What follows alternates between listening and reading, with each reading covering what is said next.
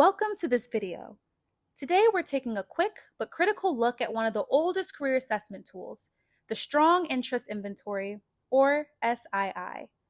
While this won't be a deep dive, we'll briefly explore its history and highlight some key limitations. Developed about a century ago, the SII has guided countless individuals towards their career paths. But is it keeping up with today's evolving workforce? Let's dive in. The Strong Interest Inventory was first developed by Edward Kellogg Strong Jr. in 1927 while he was serving as the head of the Bureau of Educational Research at the Carnegie Institute of Technology. Originally drawn from a pool of 1,000 items created by Carnegie for multiple inventories, the SII holds the record for the longest history of any psychological test. Its initial goal was to help military personnel successfully transition into civilian jobs. Over the decades, it has undergone several revisions, eventually incorporating the well-known RIASEC model that we still use today. The RIASEC model categorizes interest into 6 types: realistic, investigative, artistic, social, enterprising, and conventional. The latest update? 2005. That's nearly 20 years without an update. And in that time, the workforce and society have significantly evolved. Today, there are careers that exist that the 2005 version never could have imagined. Remote and hybrid roles, AI specialists, social media influencers, and interdisciplinary careers blending multiple interests and skills. But the SII still relies on norms and career categories rooted firmly in the past.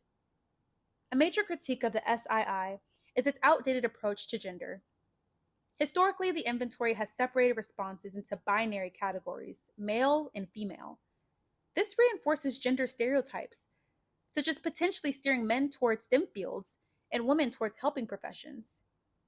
Early research assumed men and women responded differently to inventory items, an idea initially supported by Strong in 1943 and Hansen in 1984. However, recent research by Hanna and Rounds from the University of Illinois, published in 2020, indicates that this gender comparison procedure lacks validity and accuracy, making it an outdated and problematic approach. Research has consistently challenged the validity of gendered comparisons in career interests. Additionally, the SII fails to represent non-binary and gender-diverse individuals, excluding significant segments of today's workforce. Another key issue with inclusivity is in the SII's normative samples. Holland's foundational RIASEC model, which assumes an equidistant hexagonal structure, does not consistently fit all racial, ethnic, and cultural groups. Armstrong and colleagues in 2003 found that in the 1994 version of the Strong Interest Inventory, which featured a less rigid circular model, explained vocational interests better for African Americans, Asian Americans, Latinos, and whites. However, when looking specifically at the equidistant hexagonal model, it appeared to be a better fit for only Caucasian Americans and Asian American females.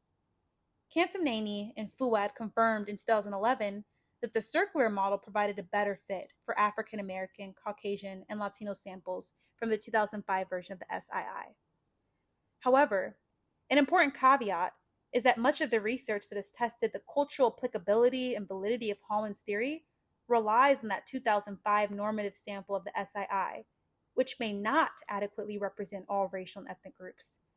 For instance, Asian Americans and Native Americans were not sufficiently included to conduct appropriate structural analyses. Additionally, research on the SII often focuses more heavily on certain groups while paying less attention to others. These findings suggest that Holland's equidistant hexagonal assumption doesn't always capture cultural nuances, like familiar expectations or educational experiences unique to immigrant or collectivistic cultures. To genuinely understand diverse career interests, the SII must move beyond its current rigid structure. So what can we do? Clearly, it's time for a change. Future revisions of the Strong Interest Inventory should aim to reflect today's diverse and evolving workforce. And here's some suggestions on how.